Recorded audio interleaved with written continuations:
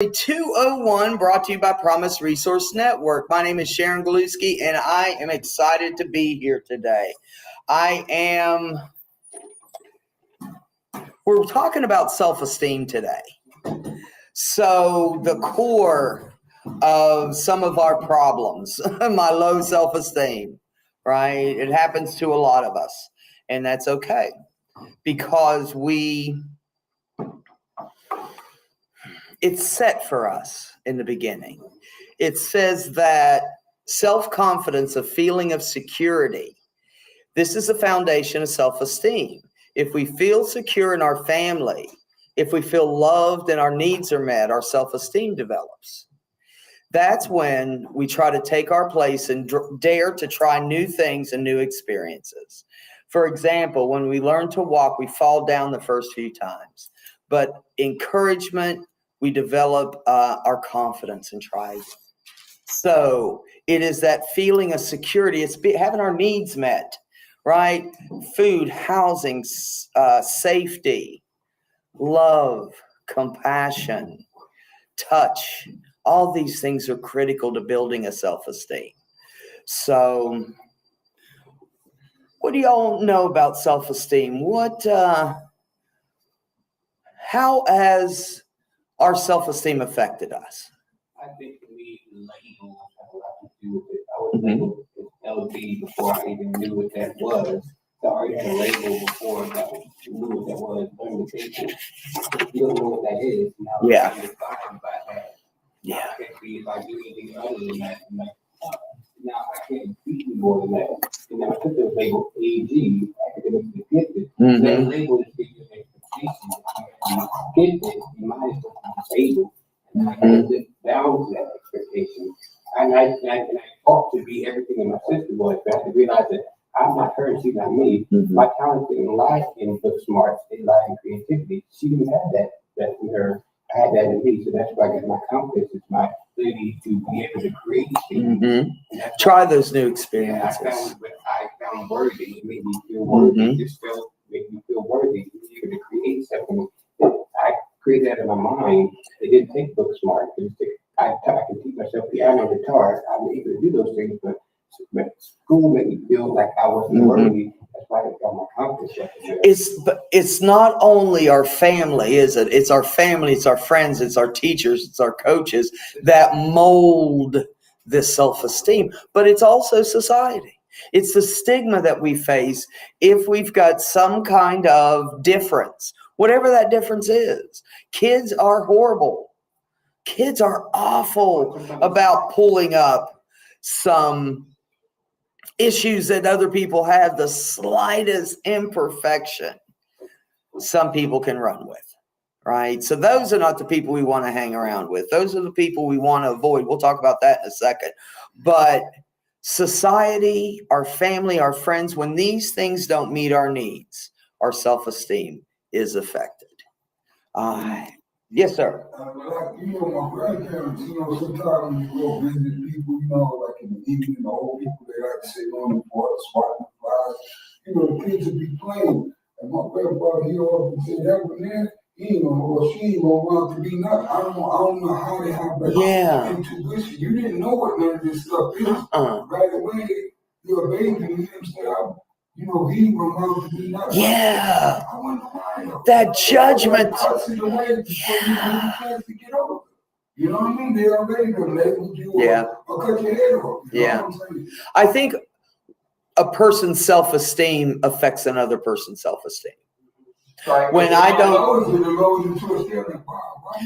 don't feel good about myself, or I feel that I've got all these difficulties, all these deficiencies, I'm going to point them out in somebody else because that's going to make me feel better. There's a thing called horizontal oppression, which happens in every community where, horizontal oppression. Horizontal oppression. Where when we're at a level point with other people, we try to up them one to make ourselves feel better. No matter what group that is, if it's LGBTQI+, if it's African American community, if it's the Polish community, if whatever it is, where we all are the same, where we all are the same, there is an option to judge, put down, make that prediction. That's where the voices come from, those predictions in our heads, where somebody says, you're not going to make it. Right? Grandpa sitting on a porch, that one's not going to make it. Yeah. Yeah. How must that affect someone? You know? Yeah. Yeah. Like Porter was saying, you know, some of us academically, we're not achievers. I was not an achiever academically. I was happy with C's, and so were my people. So, yes, sir. I know when I was in college, I got a good overall education. I mean, but my grades were not up to my potential. Yeah. Oh, yeah. Well, I was still carrying a lot of emotional disturbance from early family trauma. Yeah. I took it with me. Yes. But the opportunity was there. It was marvelous, you know, going to Lincoln University. And when I got into graduate school, I guess I was more together at my marks when I think I had a 3.55 GPA. Nice. And that was, but I mean, I worked for it. I didn't, it didn't come just like that. Yeah. Self-esteem is like that. We get affected and infected by these issues we have. I think I can't because somebody told me I couldn't. Or I told myself from somewhere, somebody told me that I couldn't. That I hated this one. Sharon, you've got so much potential if you just quit drinking. I hated that potential word because it was like a slam to me. If I would just pull myself up by my bootstraps. Well, I ain't got boots, right? It's hard to do when you ain't got boots. Yeah. I'm exactly where I need to be right now. And I don't have to be where you are, where is. Also, I think culturally it has a way of impacting ourselves or my self-esteem. Anyone else. As a black man, it's a definition you have to be in a certain way. Yeah. If not, you see it's lesser than, especially if you're LGBT. Now you're like a part of a minority, which is a part of another minority. And if we have to take the bottom of the protocol, your voice is so low. Yeah. I feel like we're all oppressed as humans, and now as black people in this LGBT, now you have no voice at all. Yeah. You say now you can be heard, senior. You don't have, now I don't have to say that. Now I can speak. I don't care if you don't hear it. It's not for you. Yes. I speak to people who are going to hear me. I don't have to speak to everyone. People in my tribe. That's who I need to speak with. That's it. I need to surround myself with those people that not only know my potential, but assist me to get there. Right? Encourage me, help me to build that self-esteem. So if I feel better about myself, like Alan was saying, I'll do better. Just because I've got that I've got that motivation, I've got that core feeling of security in me that allows me to push through whatever I'm going through. I have tools now. I have more tools now. Like here, now I have a place to go where I can get things out. Now it gives me more confidence, it gives me more security, it gives me more achieve because I know I have these things that I need this place to come to now. In church, now I have more tools now. I know I can go places now. I know I had to have this peace. Yeah. But it needs to be here. Yeah. I go through what I went through to end me appear.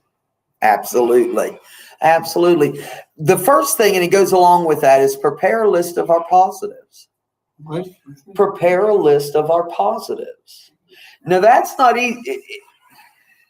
I've been in a situation and can still be, depending on my mood and how I'm feeling that day, hard to identify what's positive about me. If I can figure those things out, and the easiest way for me to figure that out is to ask other people. What do I do well? What do you see in me that is positive? Right? So if we prepare that list, it says prepare a handy list of positives, positive traits, accomplishments, skills, or feedback, whatever you're most proud of. Read the list to yourself every day, first thing in the morning. Don't just read it, but visualize and spend a couple of seconds on each item in the list, savoring the pride that you feel in each. Wow, a list, every day a list. Every day a list. And if I read that, if I can create that list and begin to add to it based on what other people tell me, based on my successes, based on those things I accomplish with my potential, right? I like things in writing because it makes things feel real to me, right? And when I write them down, it makes it part of me. That I can identify that I can see every day. Hey, Darlene, that I can see every day the things I'm accomplishing. Yes, You sir. also make a list of them. I mean, they said, you achieve the goals you want to achieve. You write a list for I want to do this, maybe by the end of the summer, I try to have a car, something, make an achievement, make something that you striving for. Yes. Yes, you were right on. Y'all keep reading my stuff. Yes. I was just thinking about something. You mentioned having people tell you what's good about you. Uh-huh. First of all, it has to be based on facts. Yes. And the second thing is when somebody points out something about you, sometimes you already know it, but you're not able to put it into words. Nice. And then when it resonates with you, you're like, oh, I didn't know that about myself. Maybe I knew it generally, but not specifically. So if it's objective, yes, it like makes you turn on a light inside your head. You're like, wow, I kind of knew that, but now that it's specifically that I've been like that. Yeah. Not being able to describe exactly certain aspects of me in my own words. Yes. But when it's based on facts and somebody tells you it resonates with you, you know it's true. Absolutely. And I also wanted to say regarding affirmations. Uh-huh. Affirmations can be very cliche, and because of that, it's hard to understand. I mean, it's hard to get it to connect with you, your inherent self. So with affirmations, it's like it depends on how they're expressed. Yes. For them to be embraced by a person. Like cliches don't work for me. Yeah. It has to click, it has to connect with you in some way. It has to be real. Yeah. It has to be, and I love what you said about that. Being real, being factual. I know something about me that I think is kind of good, but if someone says to me, man, you're really good at that. Sometimes you're not able to put it into words. Yeah. I don't have the words for it, so I can depend on somebody else to help me. Yes, sir. Somebody in my life that I respect tremendously, and she could be very brutally honest with me, and I need that. Yeah. We had a conversation, and she said something to me. And if anybody else said that, I would have been offended by it. But when she said it was truthful and it was honest. And she said, you need to take accountability. And she was really talking like, I can digest it when she's saying it to me. It's the truth. If my mother said it to me, it seemed like it was she was preaching. Yeah. Because she doesn't know who I am. This person, she knows I've been able to take all my masks off. She's been there. Yeah. Even though she's known me less time than my family has, she's more connected to me than my family. I've been able to be so vulnerable with her. Yeah. So she told me that, Porter, be grateful for what you have. Hold on one at a time. I have to differentiate people in my life and put them in perspective. Like I know this person, I can definitely be brutally honest with them. They can be brutally honest with me, and I need that. I have to realize if she's not there, I have to do that with myself.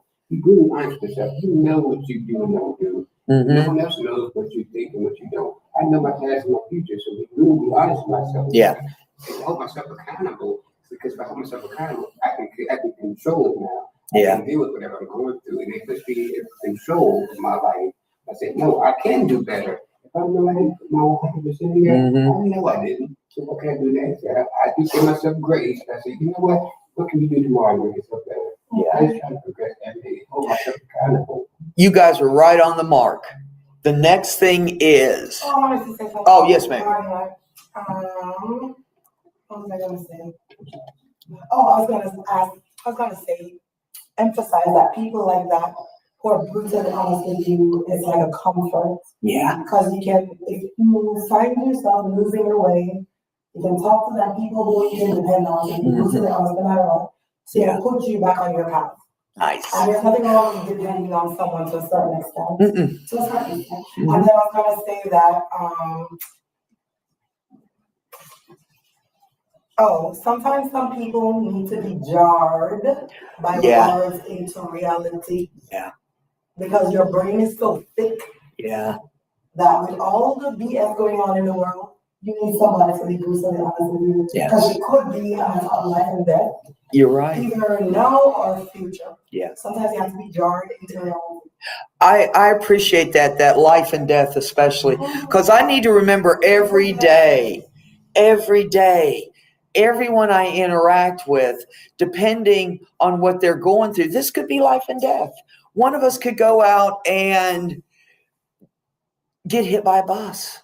One of us could go out and use and not make it back. One of us could go out and be harmed in some way, you know? So it is life and death. But I that in terms of making decisions. yes, Being accountable, like you said. yes. And that truthful friend is critical. That person, I've got to find somebody I can trust first. Somebody that I've got a relationship with that can tell me the truth. I know they're not going to sugarcoat things. I know they're not going to, blow sunshine up my butt, any of that stuff. I want somebody that can tell me, Sharon, jar me and say, Sharon, man, I'm seeing this in you and it scares me, or it bothers me, or it's just not you, right? We got Pamela. Good morning, Pamela. All right. So pursue achievable goals.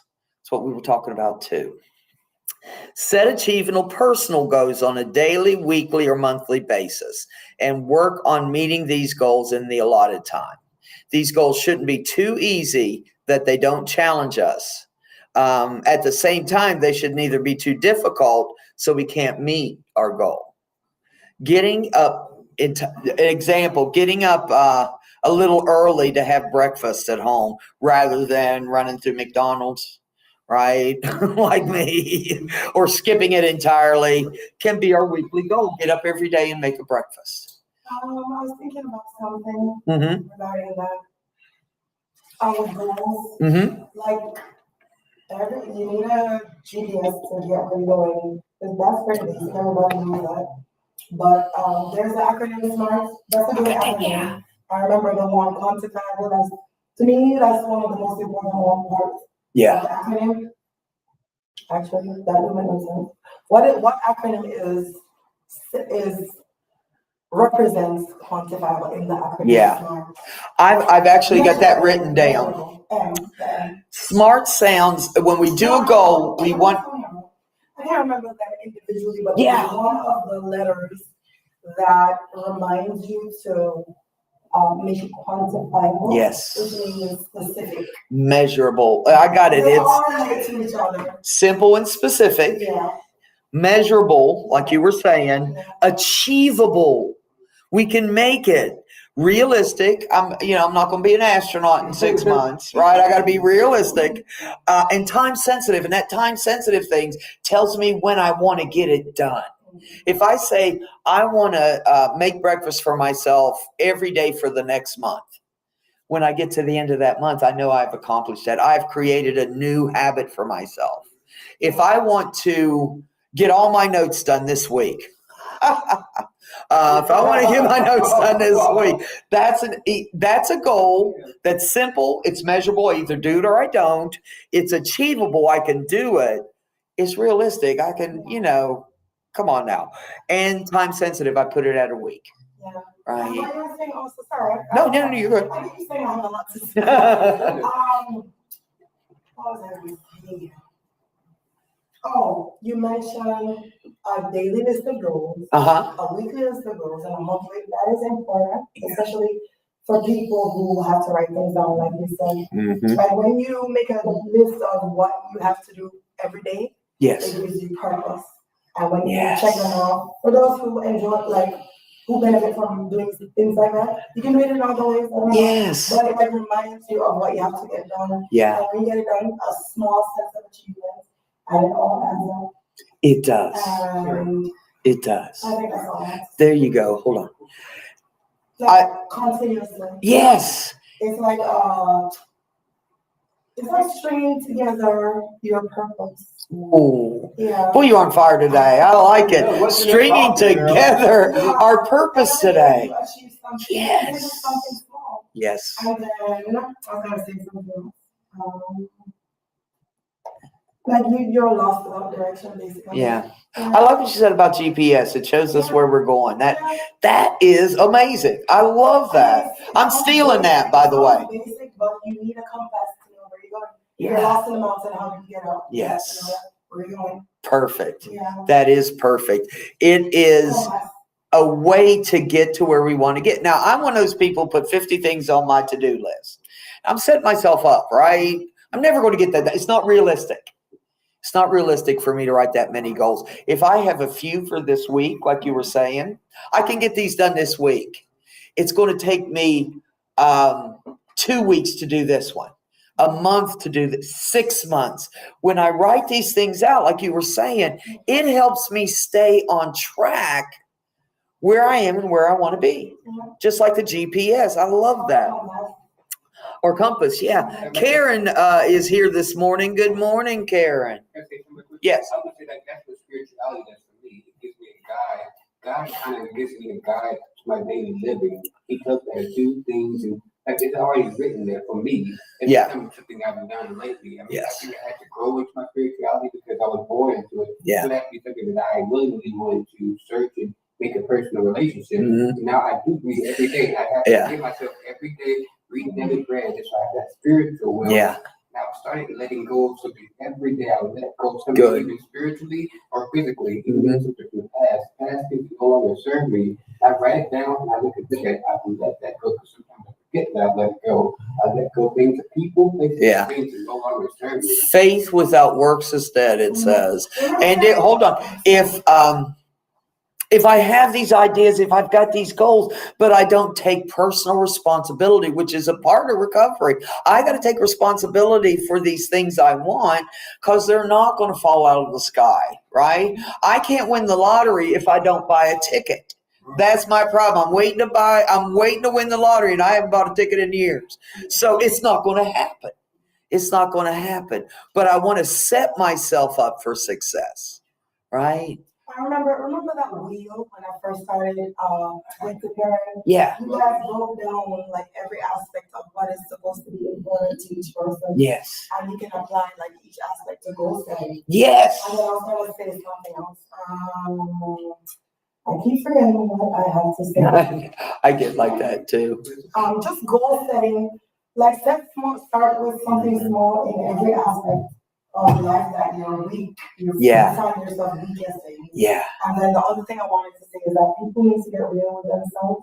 You can make a goal and think you're going to accomplish it, but if you're not real, if you don't have the genuine desire and purpose, I've got to want it. You got what? I've got to want it, and then I've got to do it. Right. You know, they say. So you start small. I like that. Start small and build those muscles, those recovery muscles. The more often I do this act that I want to do to change, to become a habit, to change my world in a positive way, the more likely it is I'm going to get it, which is going to build my self-esteem. But yes, start small, start simple, and build on that. Do the things you do well and build on that. And get to the things that you don't do as well. Okay. Sometimes it seems like when you're going through the path in life, it seems so difficult. But when you are diligent and disciplined and you're following the path, one day all of you something magnificent could happen. Yes. Because people get tired. Life is difficult. It's challenging.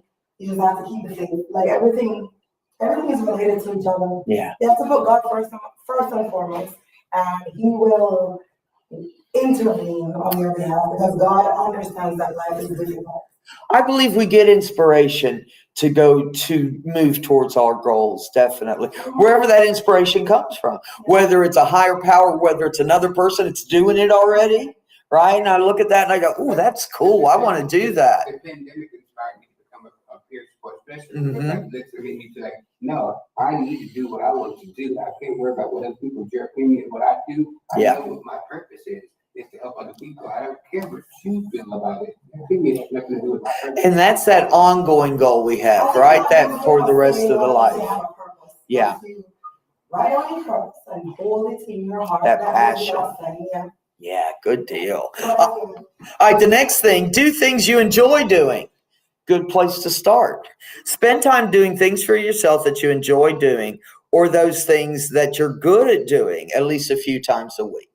Tasks that require using some of our physical and intellectual skills, like gardening, cooking, or getting organized, give us a sense of pride and satisfaction in working and completing them. Just like you said, we got our list. When I check that off, I feel so much better. And it does that does its bit in giving good lift to our sense of self-worth and self-esteem. When I do things I'm good at, when I do things I enjoy. Sometimes it's hard early in the recovery to figure those things out, though, isn't it? Sometimes I have to remember my what is repeatedly striving with my why. Mm-hmm. What is keeping me and making me do what I'm doing. That's why I'm doing it. Yeah, self-awareness. Yep, self-awareness. It's important. Yeah, why am I doing it? Like, what is the purpose of what I'm doing at the moment? Yeah. And do I really enjoy this? Yeah. Right? Do I really enjoy? Does this motivate me? Does this help my passion? Yes. Yes. Here's another one. Learn new skills. The world is full of new things that we can learn every day. And the feeling of accomplishment that accompanies successful learning of a new skill is unmatched in terms of a boast it gives our self-worth. When we do something new, when I became a peer support specialist, when I work on these goals I'm working on, when I see somebody that has something I want to get with them to learn how they did it. It can be school, it can be peer support, it can be therapy, it can be anything that influences us that can help us get to a new skill. And when I've got that, when I accomplish it, I feel good about it. I feel good about me because I did something new. I learned something. I have new information. And that helps my self-esteem, right? I got something to say after you. I had success for a long time. I didn't want to be successful because I had an expectation. Now there's no responsible. Now they know I can do it now. Now I'm expected to do more and more, and I can't think that way. Yeah. I find success is supposed to grow, and I want to be successful. And I'd rather be successful in my own terms rather than the outside world building my terms. Because I know where my success is. I find it valuable to me. My success is not worth material things. It's connecting and spreading my story and learning more about my mental health and spreading that. Things I feel are tangible. Yeah. They don't have to be. When we go forth and change the world, it is a ripple effect. Like you throw a stone in a pond and it ripples. When we accomplish something, we feel good about ourselves, and we can help someone else find that new thing. It is so helpful. Karen said, I had to eliminate self-criticism and introduce self-compassion. That's right. That criticism, you said the affirmations don't work if we don't believe them, but that self-criticism, man, I can believe that easier than I can something positive about myself. And that has to do with my self-esteem. We're all building, we're all growing in recovery. And that's the beautiful thing. I was going to say, when you're busy going about your life and you feel rewarded, even if you reward yourself, and you see the tangible proof of your efforts. Nothing is wrong with a nice, fancy car. Yeah. It's like the fruits of your labor. Yes. It depends on the value you put in it. That's a stagnant. And then I was going to say that, regarding success, I carry bags every day, and sometimes I don't take care of myself, but I feel successful. But I think this city is kind of shitty. Yeah. Because everybody knows what I've been through, and I'm still struggling. Yeah. That's the thing about success. You deserve to see the fruits of your labor. Yes. And then I want to also make another point. I can't remember. You were right on time with reward yourself. That's what's next. Oh, okay. You're right on. I love you guys, man. I swear you're psychic. You can see my paper. Make my job easy. Okay, reward yourself. Every now and then, make a habit of rewarding yourself, guilt-free, for good deeds you've done, or for achieving a goal that you set for yourself, or for learning a new skill or task. The reward doesn't necessarily have to stretch our budget. It could be something simple like going to your favorite restaurant that you've been putting off, watching a movie at home that you really enjoy but didn't have time because there were things to do. Making that reward. We talked about that yesterday. Reward what I want to continue to do. Yeah. If I do something well, I want to be rewarded for that. Like you were saying, I want to get the benefits of my hard work. Even if it's just to reward yourself. Yes. You want everybody else to give you praise. No, I gotta give myself praise. Yeah, I got to accept that. I got to bring that into me. And when I reward myself, when somebody else rewards us, that's fabulous. Yeah. But I got to reward myself too. When I do something good, I want to do something that reminds me that thing was good and I want to do it again. Right? It's like when you teach kids, when you reward what you want, kid goes screaming through the house. We don't want that. No. Kid walks through, man, I like how you are chilling today. We can get that more often if we continue to reinforce that. And that's what rewards do. Yeah. Feed what feeds you. Absolutely. Absolutely. Porter kind of hit on this one. Volunteer to help others.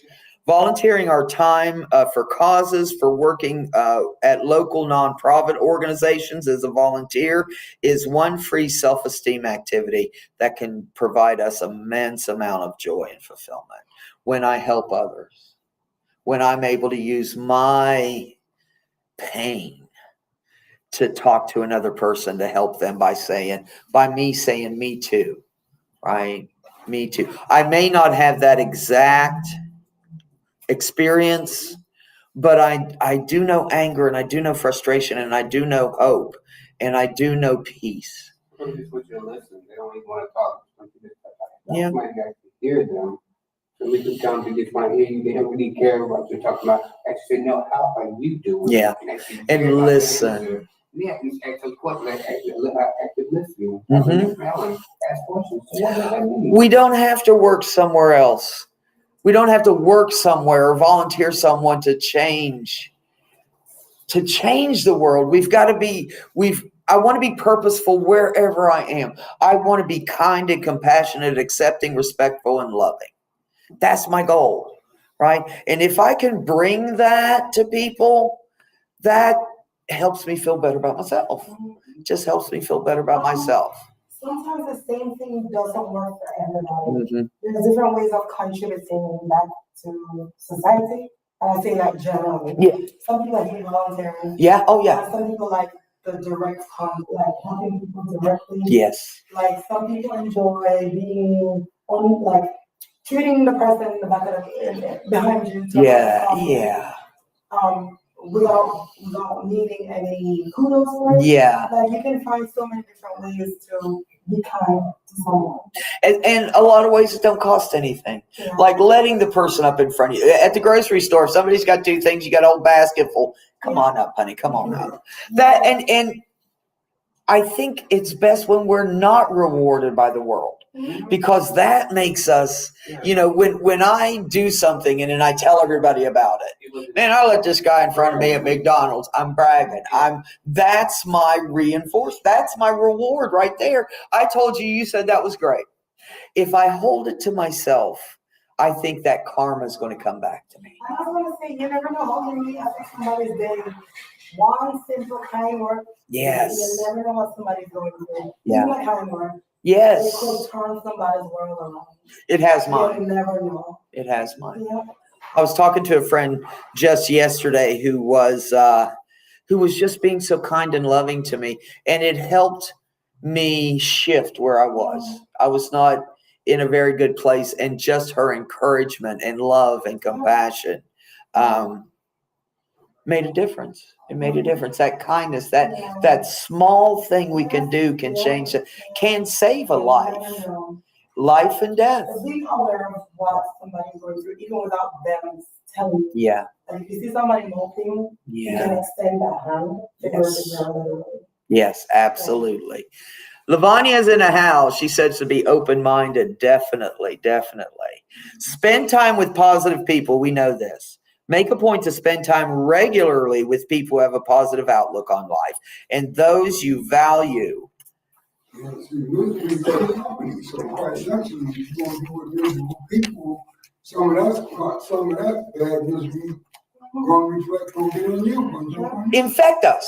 You gotta be aware. Yeah, that negativity can grow on me like mold, right? I mean, it's like kudzu. It can just begin to take over. I think sometimes you misjudge what negativity is. Like you may perceive or assume someone's angry or sad. Until you have a conversation with them, you don't know. Sometimes they don't know. You say, so how are you doing? Yeah. Tell them really how are you doing. Having that conversation when you understand, you get to understand why they are what they are. Like if you get to understand it, maybe you won't judge it so much. And plus, then we're the positive person. We're the ones that are sharing that positivity, that encouragement, that compassion, all those things that I need from other people. And it also makes me feel good when I give it. It makes me feel good when I give it. You have to be remember, you yourself is first and foremost. Yes. And giving yourself up, recognizing what you need. Like if you're feeling some kind of off balance within yourself, whether it's spiritually, mentally, emotionally, physically, you got to let it be and to recognize that within yourself and give yourself what you need. Yeah. Instead of automatically depending on somebody's giving to you. And what he said regarding misery loves company, it's like sometimes you don't even realize you're not aware, so you realize that you're bonding and spending all your time with such negativity that it becomes normal for you. Yes. You don't even question it. That's why I emphasize self-awareness. Yeah. You got to question when you're sitting down smoking weed and eating beer, what exactly is this person talking about? And why are they doing that? Like you got to be aware in every moment. And then a light will come on. I don't hang around with you anymore. Yeah. Because you don't have what I want. Listen to what you talk about every day. Awareness. Self-awareness is a big thing. And taking responsibility for who we hang around. Right. That's on me. Now, there are some people I have got to be around that jerk my nerves. That's reality in the world. But the beautiful thing about being grown and in recovery is we get to choose today.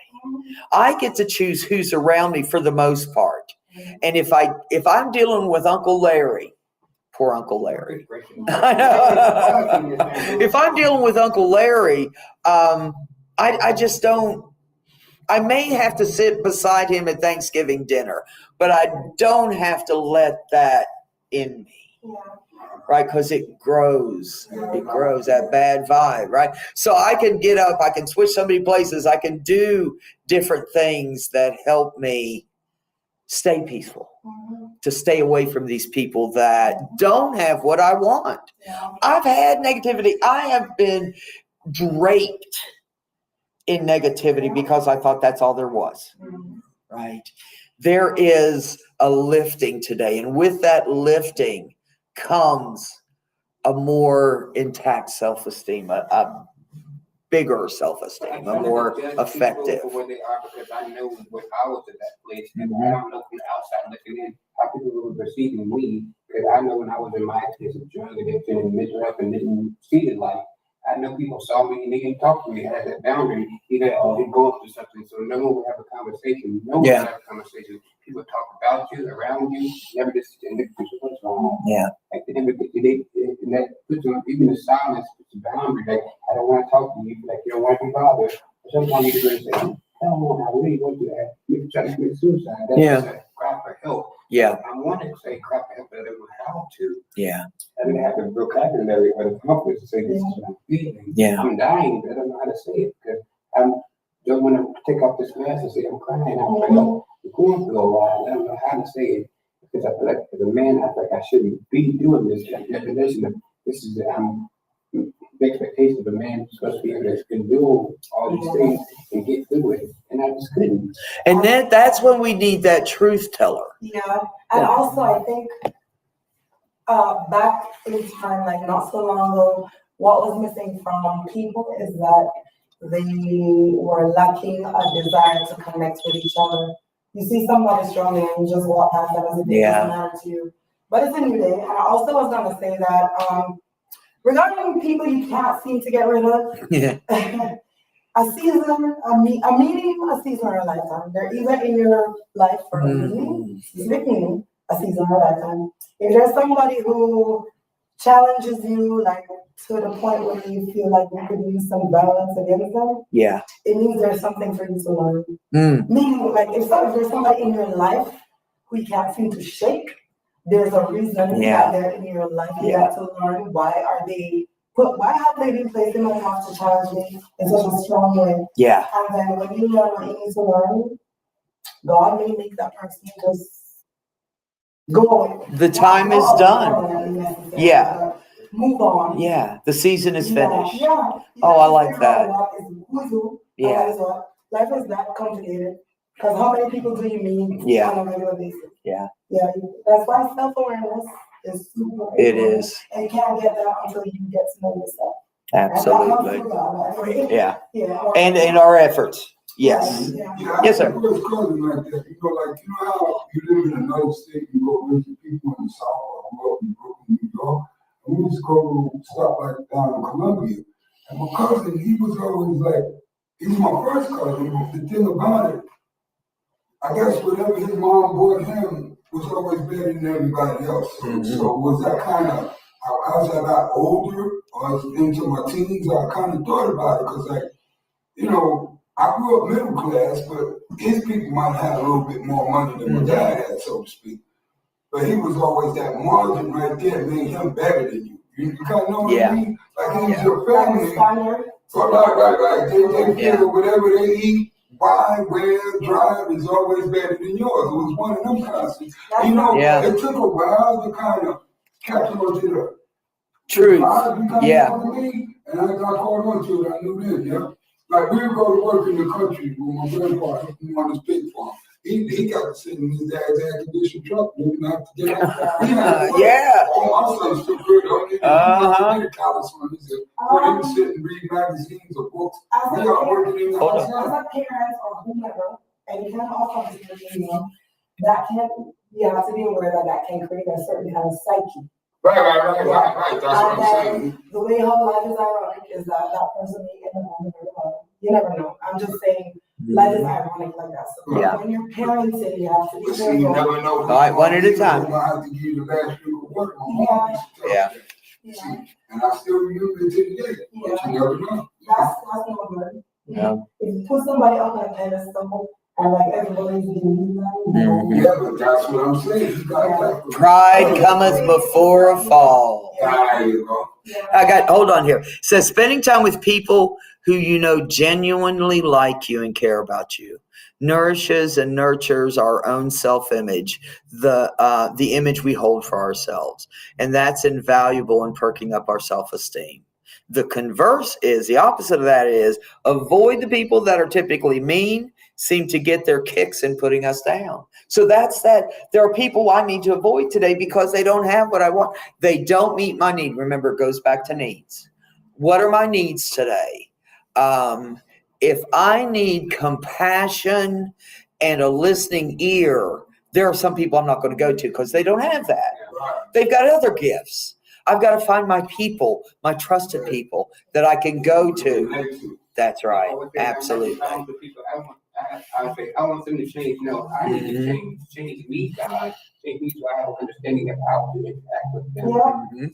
That's true. Because you can't control them.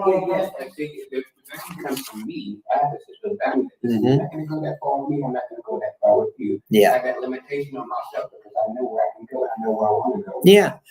You know where you want to go. And these people are not going to be a part of that. And that's okay. Or just for a season to teach me a lesson. I love that. To teach me something about me or where I want to go today. I'm going to do an example to show you how to leave a situation without confrontation. Yes. We haven't seen it before. Maybe I'm the example to you got to do something different. We never know when we're changing the world. We never know. Also, I was gonna say regarding something he said, something when you're dealing with people, and it was regarding not being able to control another person's reaction to anything that you bring to the table. When you interact with people in general, you never know how you can inspire them to change. Instead of trying to control, just be yourself. Yeah. And remember the key things. And you never know, a miracle might happen. Yeah. Depending on what kind of person you're referring to. Some people are not worth your time. Miracles have happened in my life. Mm-hmm. I used to be a pure T asshole. And I strive today. You don't remember me back then. What you laughing at? But I strive today to not be that. Right? There are enough assholes in the world. I don't want to be leading that parade today.